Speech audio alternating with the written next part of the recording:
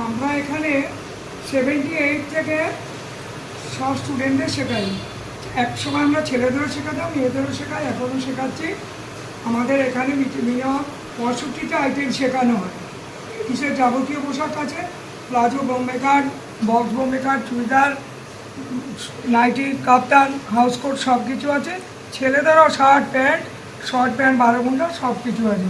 সব মিলিয়ে আমাদের এখানে ক্লাস চলে। আমরা এখানে স্টুডেন্টদের আজকের ক্লাস দেখাচ্ছি প্লাজো। আজকের ক্লাস প্লাজো।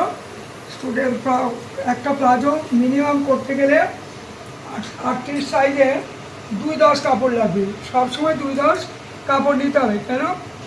1 ইঞ্চি কাপড় আমাদের এদিক ওদিক ব্যাকা দ্বারা কোম্পানি দিতে পারে বা কাটতে গিয়ে হতেও পারে। সেই জন্য সবসময় 1 ইঞ্চি কাপড় একটু বেশি রাখতে হবে, রেখে কাপড়টা